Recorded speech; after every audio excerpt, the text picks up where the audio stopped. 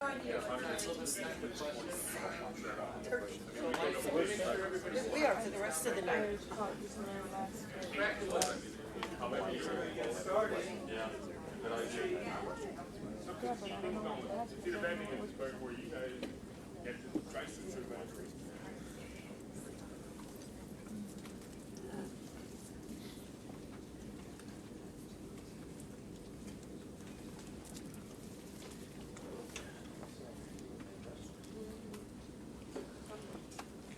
Good networking going on, Jake, I think. Okay, yeah, sure.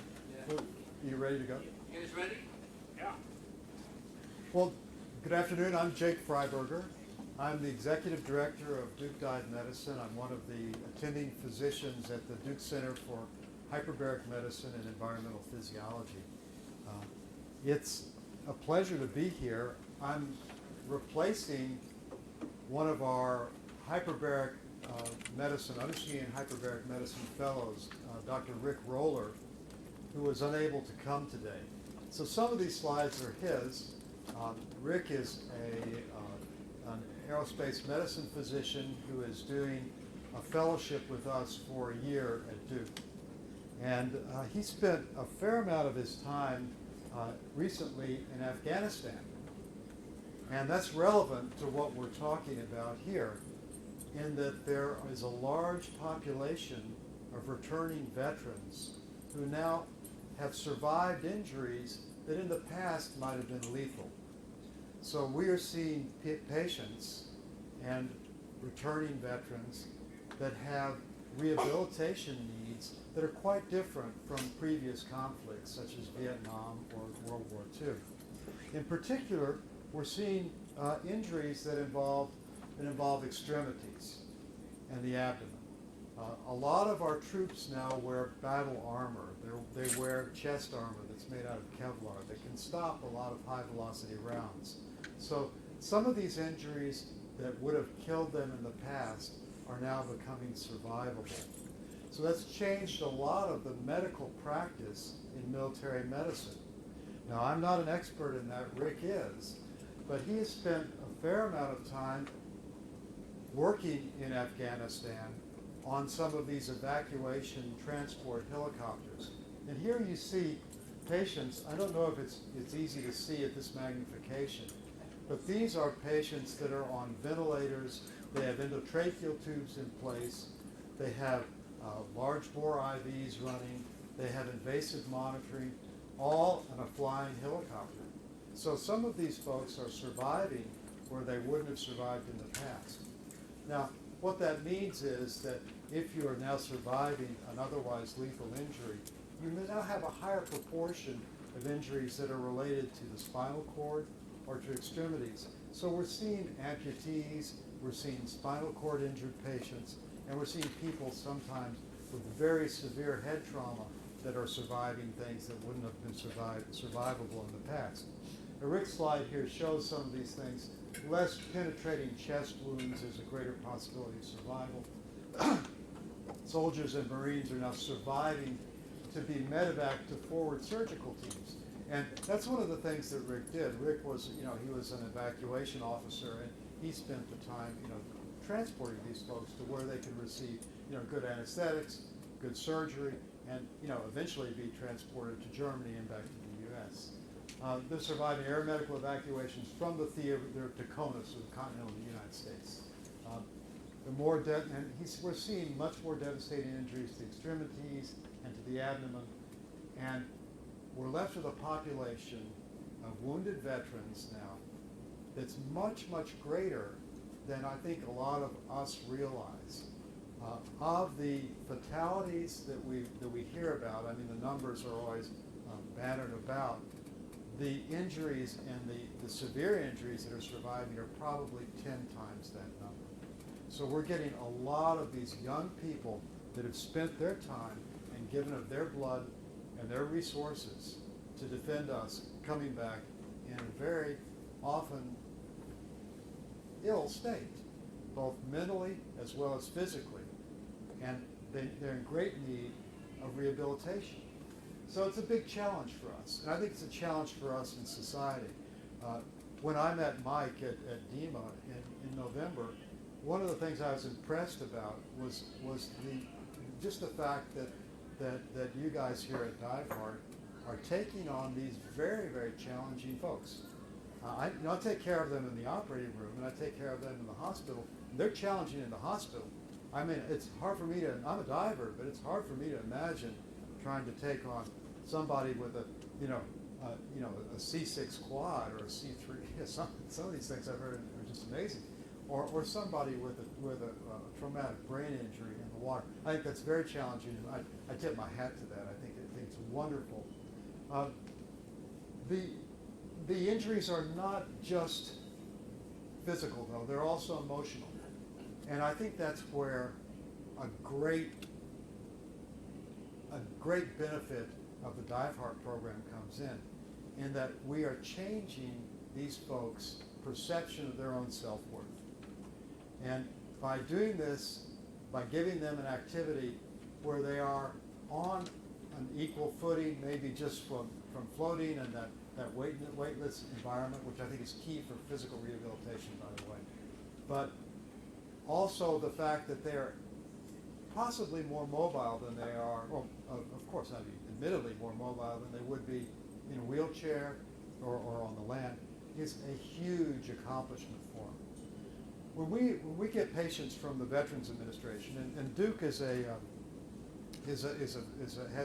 Dean's VA, so right across the main hospital at Duke is a large VA hospital of around 1,000 beds, and we get folks that come in that have had a whole range of injuries, but all of these vets have had most of them have had one thing in common, and that's the combat experience. People may respond to that in a very different way, but frequently mental and emotional issues cloud their physical rehabilitation, and not uncommonly combined with depression. Some of that depression is situational. It has to do with the fact that they've lost something. They've lost part of their body. They've lost their ability to interact with their environment in the ways that they were frequently masters of beforehand. So a very young and active, physically competent young person is not changed into someone that's dependent. Clearly it's going to have an emotional effect. If we're able to do something that provides them with the ability to go beyond that limitation, if even for a short time, it may have far-reaching consequences. And that's one of the things that's attracted me to this problem. So, anyway, I had the chance to meet with Mike, and we began a discussion and started talking about the possibility of how what we do at our laboratory at Duke might be able to help what you do as a group of professionals that are helping a population that has great need. So, trying to think about synergy, we came up with a couple ideas, and that first of all, that it is possible to do this. It's possible to take people and push the limit of what is generally, and I guess, accepted as the limits of what is fit to dive, who is fit to dive. Duke has a long history of diving medicine. We've been in the diving medicine business since the early 60s. The first hyperbaric chamber almost in the United States that was used medically for evidence-based medicine and for human physiology was at Duke, built by F.G. Hall in 1963. In 1968, the center was completely remodeled, and this is, by the way, I didn't make these slides. These are Rick's slides, so I may be out of sequence in some of the slides, and I apologize. But Duke is located in Durham, North Carolina. It's in the Mid-Atlantic coast. It's a young medical school. It just turned 80. So for prominent medical schools in the U.S., it's one of the younger ones. It turned 80 in 1979. It's very, very, it's a very research-oriented university. And the Hyperbaric Center was, like I said, started in 1963 remodeled in 1968 to work on some of the problems that were involving diving for the oil industry, for deep access of different drilling techniques, also supported by the U.S. Navy for some clandestine activities. If you read the book Blind Man's Bluff, you'll understand that the communication between the Kamchatka Peninsula and the Soviet mainland was actually tapped by Navy divers in the late 60s and early 70s, and they were able to record unencrypted communication running back and forth in the sea. I guess it's the Sea of Irkutsk, right between the Kamchatka Peninsula and the Soviet mainland. The Soviet admirals didn't think that it was possible to do it, but we did do it, and got a lot of very interesting intelligence out of that. The human physiology that was required to be able to do those dives at 600 feet, which is the depth at which the cable ran, was those processes were worked out at places like Duke and primarily at Duke. And still a lot of our funding is from the U.S. Navy. I'm funded from the U.S. Navy for diving studies related to carbon dioxide retention with gas density and how that affects cognitive behavior. So, and that has implications for human diving with rebreathers and for special forces operations. But anyway, back to the story. The center was funded by the Navy and by Shell Oil and by the NIH. In 1968, it was first, the bigger part of the chamber was put together. This is a panoramic view of part of the 7 chambers at Duke. It's the largest civilian hyperbaric chamber in the world. In 1978, we added the Golf chamber, which is it's about, I think, 8 feet in diameter. It's a sphere, and the walls are about this thick of tempered steel. And we did a dive down to 2,225 feet, a simulated dive down to 2,225 feet with 3 divers, one commercial diver, a guy from the Navy, and of course a medical student. And he's actually, he and I are going to speak at a diving course in Grenada in April, but he's still actively practicing. But 2,225 feet, it took him about almost 26 days to decompress from that. So it's a pretty long dive, very deep. Down at the bottom, they were breathing a mixture of very little oxygen and mostly helium and nitrogen. That's where Trimix was first used, and where a lot of the diving physiology, what makes it safe to do these very extreme exposures, and a lot of the work on what makes commercial and recreational diving safe or not safe in certain circumstances worked out there as well. As an aside, we started DAN back in the 1980s, and have had a long association with DAN. I used to be one of the medical directors, so I was the CME director until Duke and DAN parted ways about 2 years ago. And so we no longer have an association with the Divers Alert Network. And that's why we branded part of the chamber as Duke Dive Medicine, to recognize that we still have, that we're still the physicians behind the science behind recreational diving. We have a great interest in that. Our center focuses on 3 things. It's the academic model of research, clinical service, and education. And so our research is primarily in the human physiology of extreme environments. We go down, and we also go up. We're working with a group from the UK, the Extreme Everest group. In May, we're going to be simulating the conditions of Everest Base Camp to look at some epigenetic studies, which we're hypothesizing that people that are able to climb and have climbed at altitudes exceeding 16,000, 17,000 feet comfortably for, I think the minimum is 5 trips for them, that they may have different epigenetic markings compared to lowlanders, flatlanders that have never done that, or people that have tried to do that and failed. So we're looking at projects like that. Like I mentioned before, we have Office of Navy research projects, NIH projects, mostly related to extreme environmental exposure or to the physiology of metabolic gases. Metabolic gases are, of course, oxygen, nitric oxide, carbon monoxide, and hydrogen sulfide. So we're looking at all of those gases. Fascinating work. It's actually really quite fun. I'm happy to answer questions about that, any of those questions. We also do clinical work. We take care of a lot of patients for hyperbaric oxygen therapy. We follow the Undersea Hyperbaric Medical Society's recommendations for the indications for hyperbaric oxygen therapy.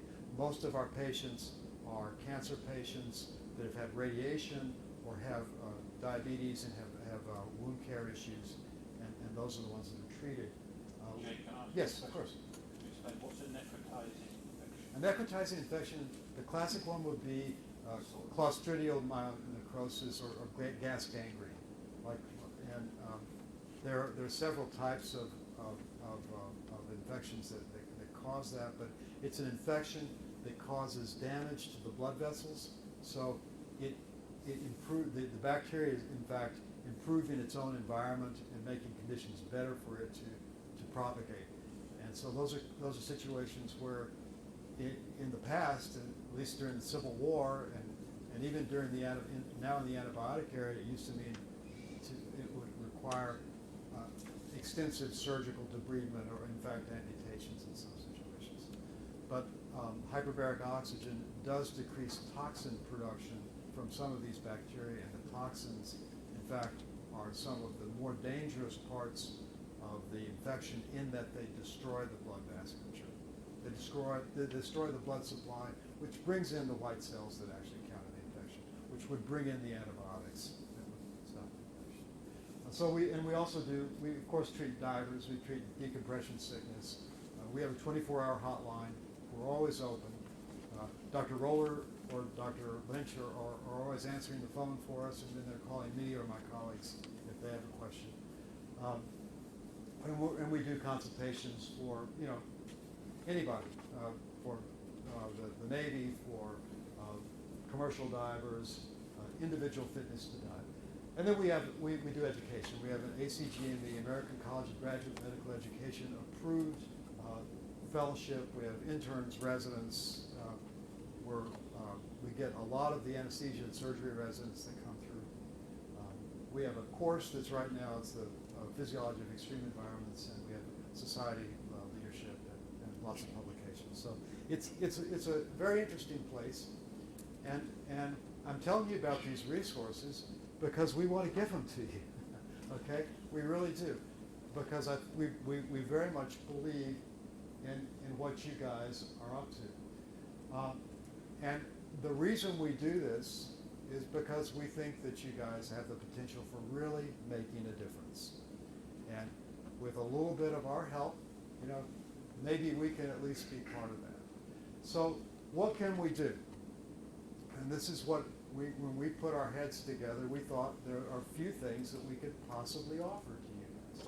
Well, first of all, I can't imagine what a normal dive doctor would do if you showed up in his office with some of your patients or some of your divers. Say, oh, by the way, this guy's he fell off of a wire while he was tightrope walking at age 16 and has a cervical complete cervical fracture.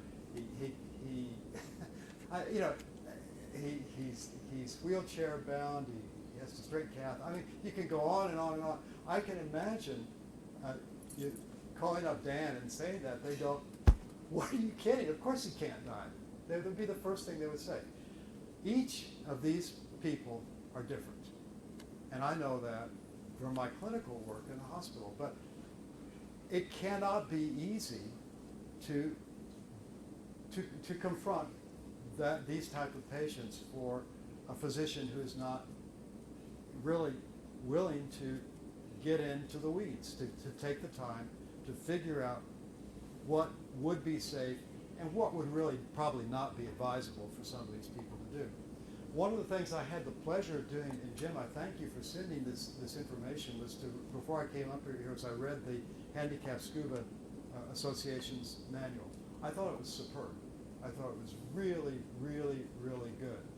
And it opened my eyes to possibilities about things that I had never thought about for some of these challenging people. But the point is, they're medically challenging, and there's no doubt about it. If you can't look the other way, you've got to say these are people that they may have problems with temperature control. They're going to have problems with the spinal reflexes. They're going to have problems more than likely with decompression sickness. They're going to have problems across the board, unrecognized injuries, things that you, as a doctor, you start seeing these things. Here's black mark number 1. Here's contraindication number 2. Here's no-no number 3. By the time you get, you're not even off of one hand, and most of the dive doctors are going to say, "Are you kidding? No way. This person is not going to die." Well, that's not. You guys haven't done that. I think that if you take people as individuals, you may be able to turn that paradigm around and say, not what they can't do, but what can they do? Well, maybe this person is not going to swim 100 yards, underwater, unassisted, like they do for SEAL training, but they may try, they may be able to do something else. And what can we do to help them? That may take some looking at the assistive technologies that are available. That may require some medical therapy. It may require different types of dive buddy relationships, interactions, a whole list of things. But the point is that you need to take the step, and as a physician, you would need to basically take the time and the effort to look into it, to really examine what those fitness to dive issues are. We would be happy to help you do that. And one of the things that we can do is that we can assist with fitness to dive questions and with any serious injuries or illnesses that would come up on a 24-hour basis on your trips or your training, anything like that. We could help by doing that. We do it already. We do it already for a lot of physicians. A lot of hospitals use this already. But just to make that clear, we can offer that. Okay. The second thing that we thought we could do. You all say that your subjects are better afterwards. I believe that. But medicine now is evidence-based. We are not going to win any arguments if we have what are called case series, or if we have testimonial evidence. You can go and, like, my wife has a terrible cold. Her students told her that she needs to buy zinc tablets, okay?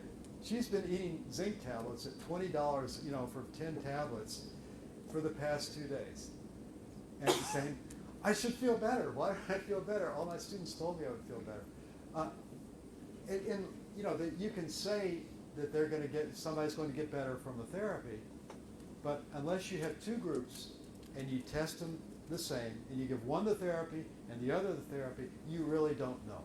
You don't know whether the person got better. If you have just a case series or a group of a testimonial, and you say, all my patients got better because they took zinc. You don't know whether they got better because of or in spite of whether they took the zinc. So it's these days you're not going to get very far unless you have an evidence-based approach.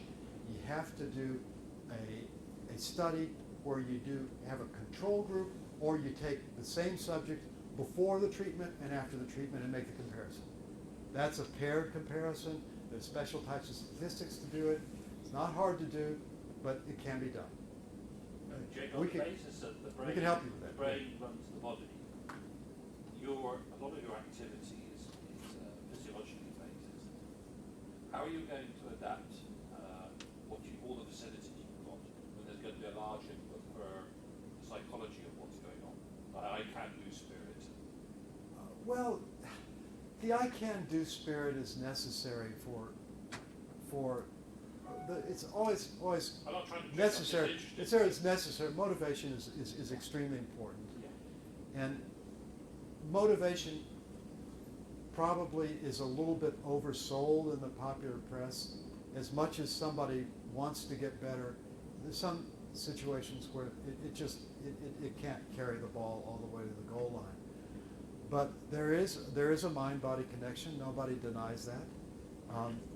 And if we can figure out some way that mind-body connection can be positively modulated, if we can use a way of, like, for example, if I were teaching, say, one of these challenging people, I would say, try to imagine what it would be like to be breathing underwater before you do it. See if you can visualize it first, because I know that will help them with the motor skills that they're going to require. There are a lot of other things that come up too, though. The psychology is extremely important, and what Sarah was talking about, using her quality of life instruments for children. There's similar quality of life instruments for adults that can be used, and they measure domains such as anxiety, depression, perceived health, general health, overall anxiety, depression, perceived depression, things like that. A series of domains that come off of these subjectively filled out questionnaires. A subjectively filled out questionnaire before and after could give you a change, a difference in a quality of life assessment before and after any type of medical therapy, physical therapy, antidepressant therapy, or for this matter, scuba training. Okay, if you put it into the medical paradigm, and so you could do that and use a quality of life instrument as a evidence-based argument for the efficacy of this type of treatment. However, I don't think that you should limit yourselves just to psychological instruments. I think that there are other things that may be equally as valid. So this would take maybe a little bit more technology, a little bit more skill in the individual assessment before and afterwards, but people could be trained to do these things. So you could look at motor strength, you could look at range of motion, you could look at blood flow parameters. There are a lot of things that could be examined that are objective as opposed to subjective, and add them to the subjective component. You don't just need to be the feel-good subjective component. You could actually do something that is very hard to argue with. And I think that if you have a diver who for the first time in several years is now swimming, and you guys sent me an amazing video of a quadriplegic swimming with the remaining upper extremity muscles that he had, that guy's getting more exercise than he's gotten in an awful long time. And at least in my simple-minded approach, that's a good thing. So we might be able to just see a change in motor strength in his upper extremities, or even better, this is off the top of my head, you measure his forced vital capacity. You know what a vital capacity is? Take a deep breath and blow it out into a balloon. How big a balloon can he blow up? If he's stronger, if he's breathing, I bet he's got a better forced vital capacity at this point. Less likely to have a pneumonia, less likely, there's a lot of good things that can come out of this, okay? So how does the program positively impact the participants' mental and physical health? And then the other thing I got from reading the Handicapped Scuba Divers Association manual is that this is an important thing for the buddies. So, I mean, you could measure parameters on the buddies as well. Okay, so there are lots of things that I've just kind of lumped together. Again, I'm free associating up here, and again, I apologize for not being really well prepared. But like I said, Dr. Roller found out he couldn't come this morning, and so that's my excuse. Okay, but anyway, we could look at these. We could look at the physical disabilities of these folks, and possibly find ways to get around them through adaptive approaches. we've got the resources, we have the knowledge, and we're willing to use it. And how can that help us? You know, we're just not doing this out of altruism. You know, we're interested too. This is part of what we do. This is where our lab lives. We are interested in finding out, you know, what we can do that would better the physical therapy, the work that can be done to apply to other situations, not just wounded vets, not just kids with CP. We're looking at this for other situations. Okay. We're also thinking that we could look at this as a way of acute injury and accident management, and we're going to get a lot out of this just by the fact that we're able to teach our trainees. We're going to get so our trainees are going to get experience by dealing with a very challenging diving population. Most of the time, the questions we get about recreational scuba diving are not that difficult to answer. I mean, it doesn't really require a highly trained person to answer most of these fitness to dive questions. When you get a little bit more complex population of patients, it becomes much more difficult, and the physiology begins to be more important. And as we get those questions, it's going to help us get better. It's going to help us get better. So yes, go.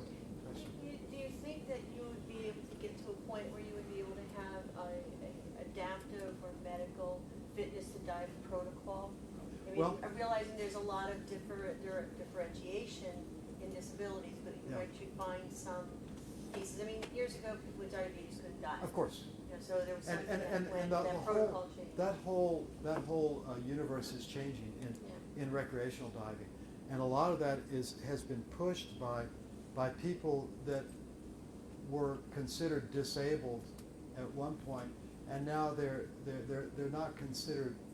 The paradigm is what can they do as opposed to what they can't do, and that has changed for diabetics. It's changed for asthmatics.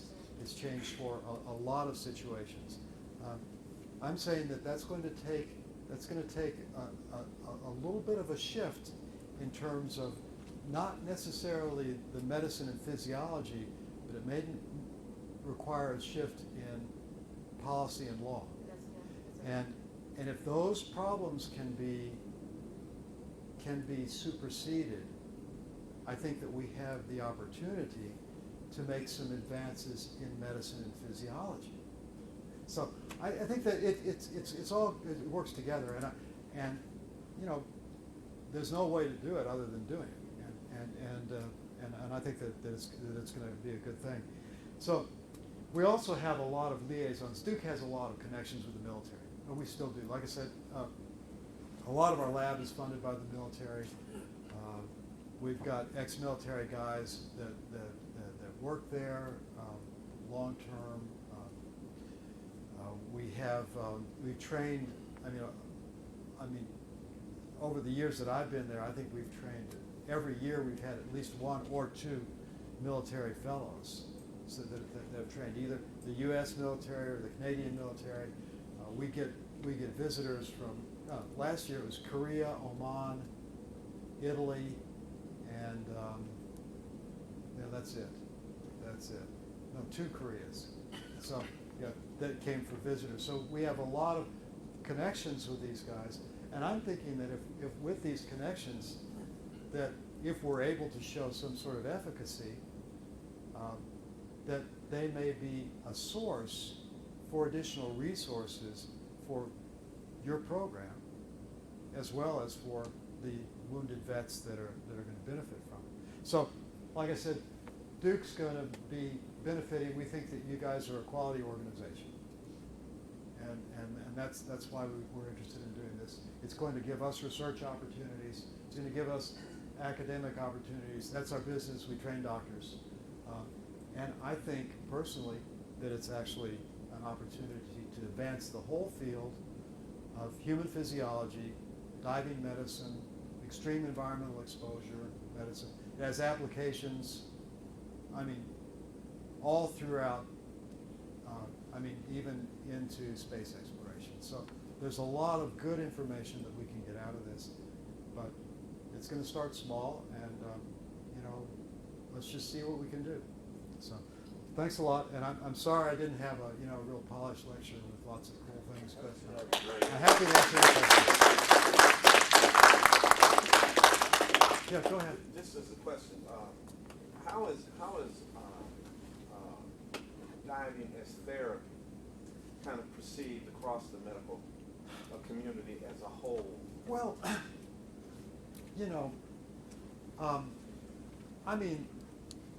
people make therapy out of anything, and it goes all the way back to,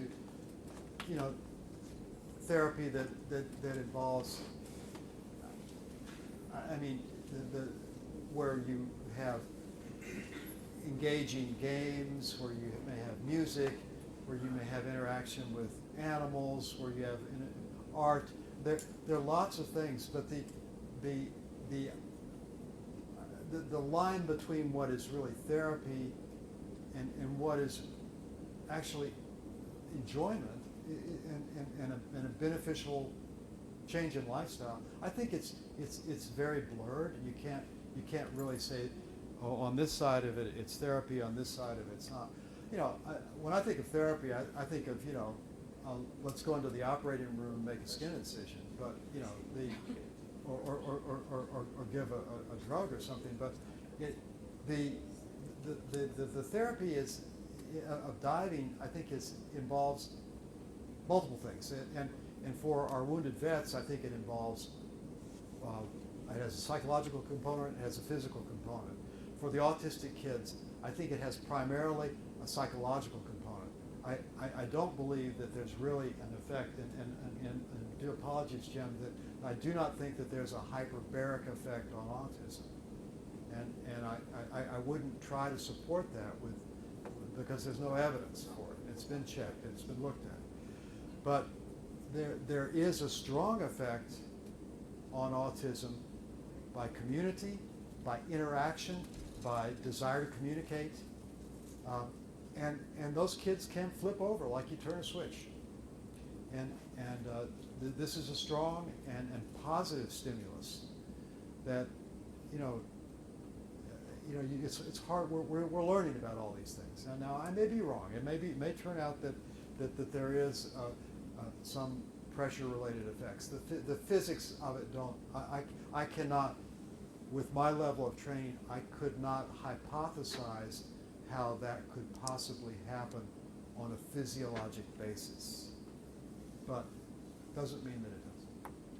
I'm a physical therapist by training. Yeah, physical therapy though, I think I'm going that's. to segue into what Jake's going to talk about. And Speak a little louder, maybe. Donna can address this as well as a PEDS therapist. When I've only been diving about probably 4 or 5 years. I've been a physical therapist for over 20, and when I take an amputee into the water, it doesn't matter what I do. He's going to range, he's going to strengthen, and when he comes out of the water, his overall take of himself or herself is huge. So from a standpoint of when I've done anecdotal work, and this has yet to be proven, which is why this relationship is so special, because it can only grow from here. We can actually document. In my world as an evidence-based physical therapist, as an orthopedic evidence-based physical therapist, I can say if the person starts with this much range of motion and they come out with this much range of motion, or they have this much muscle strength, I can say with reliability they have 4/5 strength when they started, and now they have 5/5 strength. That's huge. But from a standpoint of, do they care? They don't give a rat's ass. What they want to know is that they can move better, that they feel better, that they are more functional, period. So from an insurance standpoint, screw And that. this is, and well, we're not trying to go really therapy to that level where I know. where you're going to be applying for reimbursement for X, Y, and Z. Oh, but we could though. Why not? But eventually, Yeah. this is where I'm Well, thinking this Pool is. therapy is an accepted modality. In Oh my yeah, world, so it's and I think that this could be. I think it could. I think it could be something that the military might support as a modality to treat some of the vets that, particularly some of the younger vets that have lost a great deal of physical prowess through a battlefield injury. say for example, a combat vet that was a diver before they were injured. And now they're back in the water doing something they loved before. I get goosebumps thinking about that.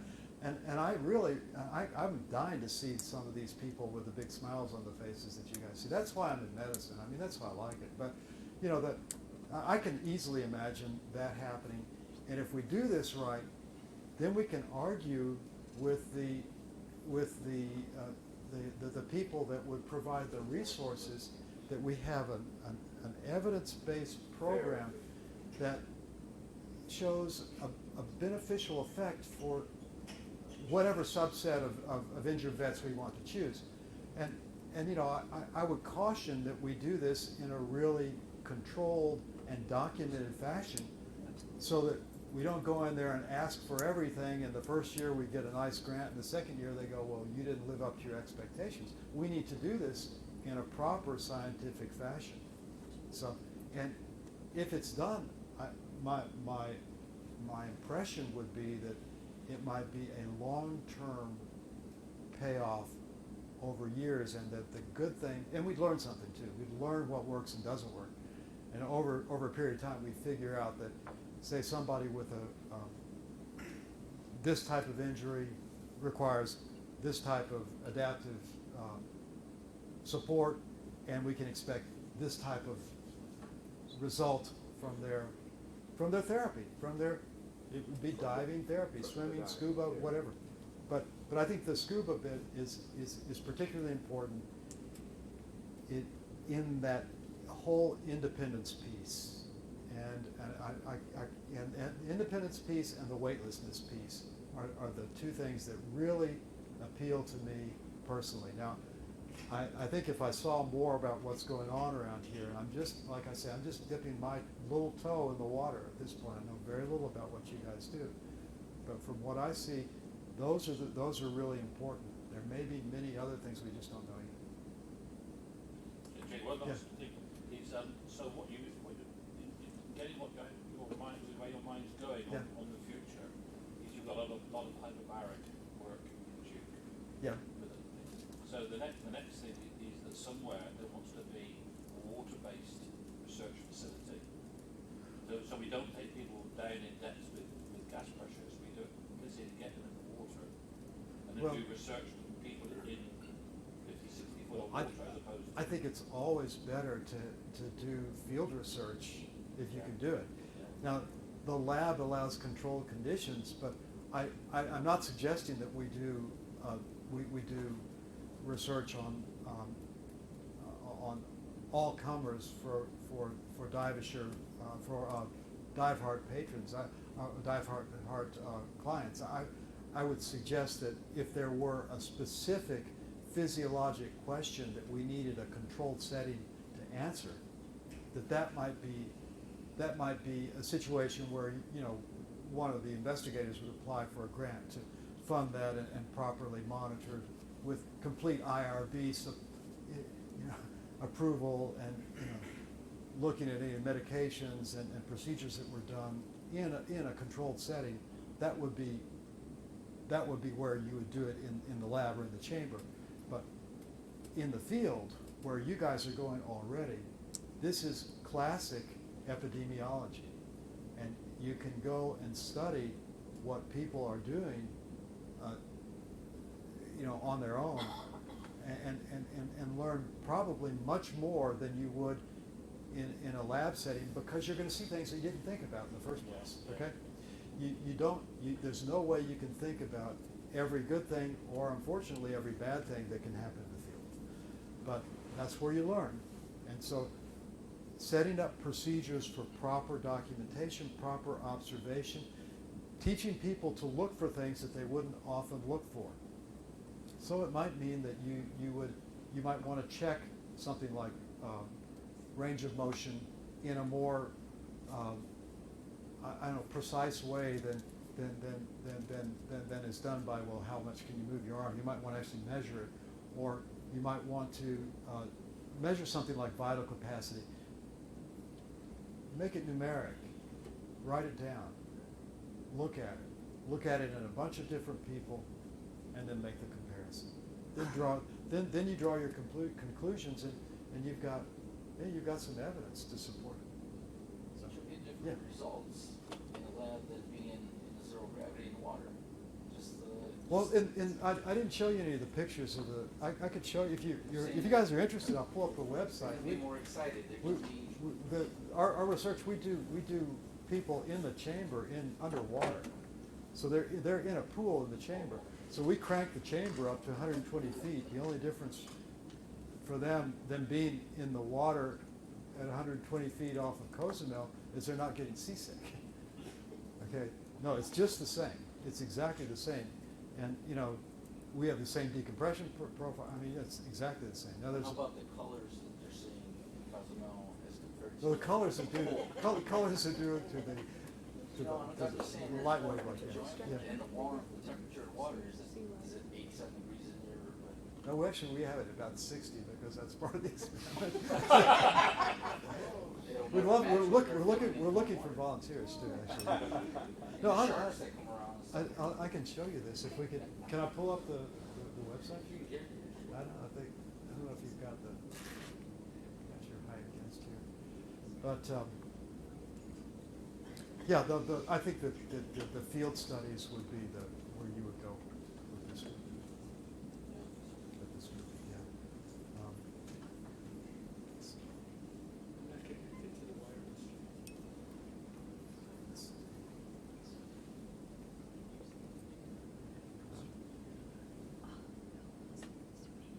Let's try this.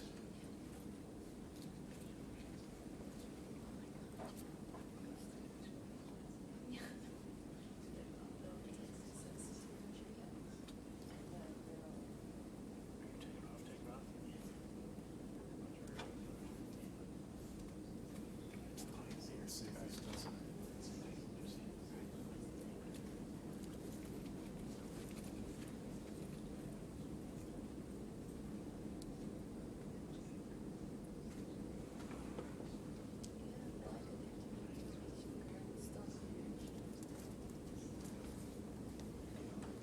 So yeah, if this comes up, I can show you some of the pool shots. But a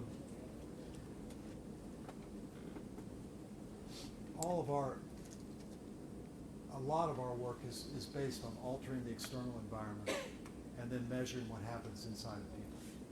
So that's looking at the human physiologic response to an altitude challenge or a depth challenge, a temperature challenge, something of that nature, a pressure challenge. So let's see what we've got here.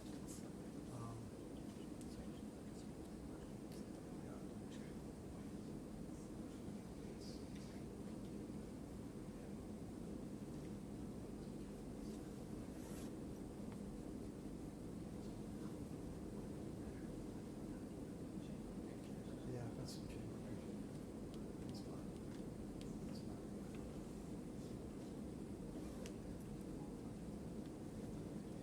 Let's see.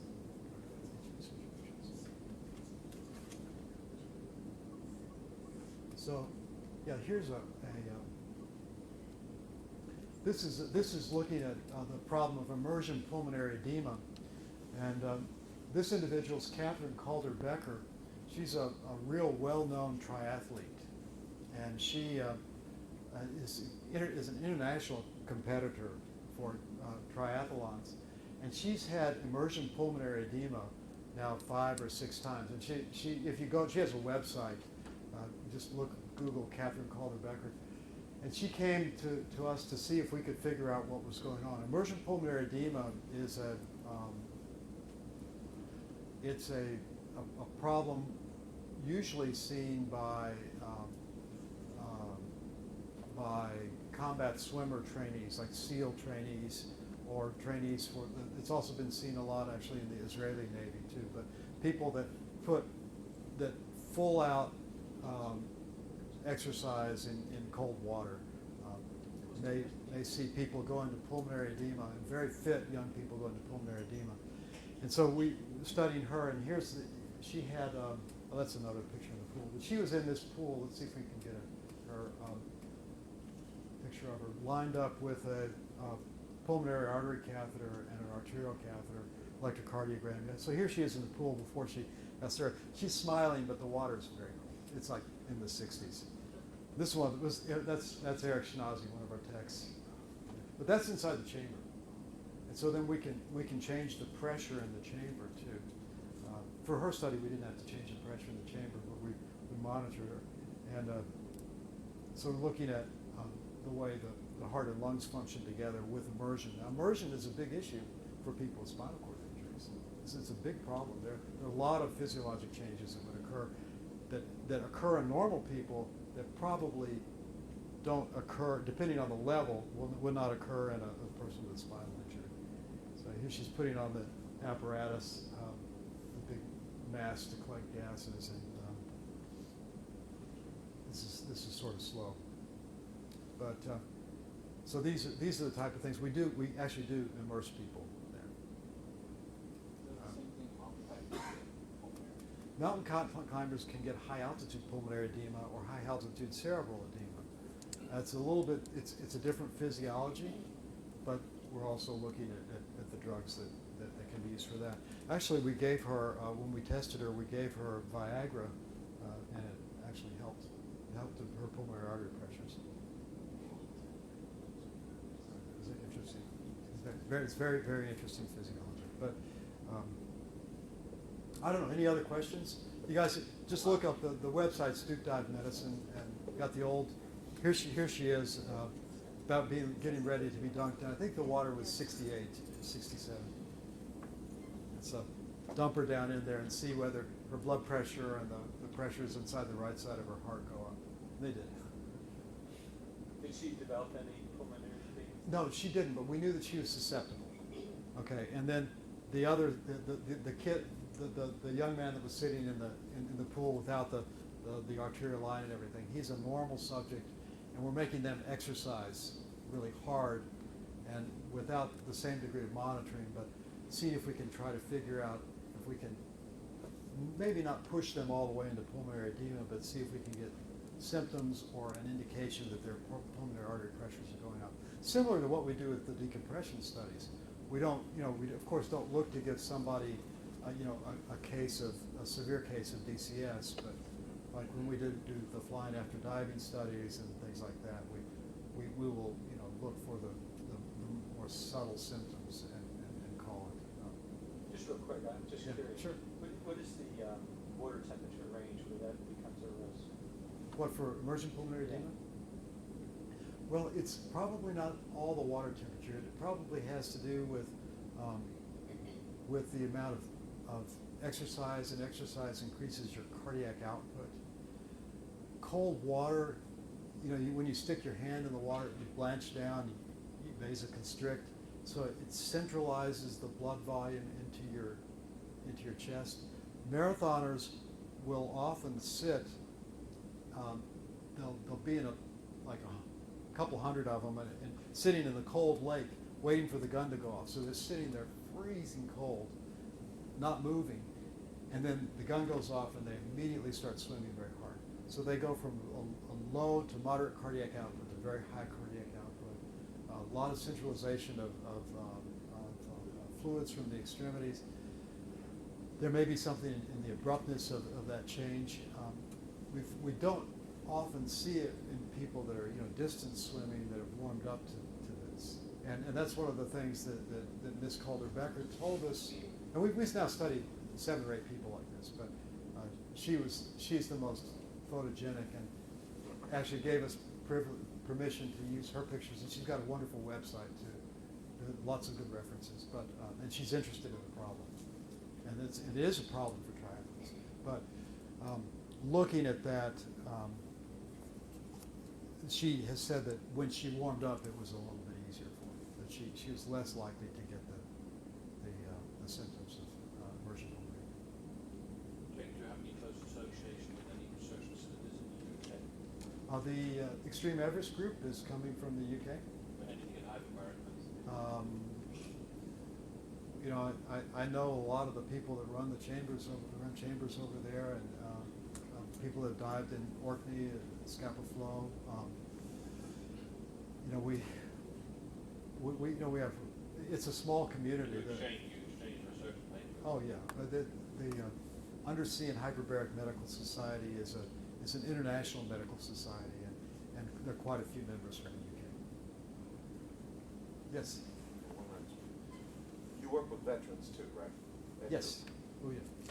What are the, I mean, if you make this list the first 5 major types of injuries that you are working with combat veterans who are coming back into civilian life. That's a little bit difficult for me to answer in my isolated area of medicine. I generally work with the veterans that have got that come to me for wound healing problems. So these may be Not the rehab stuff. veterans that are usually many months to years after their injury. So our clinic doesn't see the acute ones. But I think the main problems I see with veterans right now is there's a huge problem with with traumatic brain injury. There's a big problem with amputation. There's a big problem with chronic pain, and with that comes drug addiction. And if I could put my finger on one single thing, that these young people are over medicated and they give up. That's a 50-cent. It's not the touchy-feely guy. This is the guy that works in the operating rooms who responds to it. It's bad news. You don't want all these people taking oxycodone all the time, and because it messes up their head and it messes up their personality, and they give up. But there's there are a lot of issues, and we have a debt to these folks, and we need to do something. That's why this program, getting people out and out of themselves, I think is huge. I think it's just huge. And this isn't something that's going to appeal to these guys too. I guarantee you it's going to appeal to them. Because they were, these are the fit fighters. These are the warriors. And now suddenly they're dependent. Man, that's a big hit. That's a big hit. So thanks, guys, and I'm happy to stick around and answer more questions if you want. Okay. Appreciate your time. Thank you all for coming. Jacob, stick around and Yeah, answer some questions. sure. So we'll see you at booth 915 to 917. Stop by and see us. And you've already seen the film, so now you know. Although it's a different version. Thank you. Oh, yeah. John, if you want to hang around, John.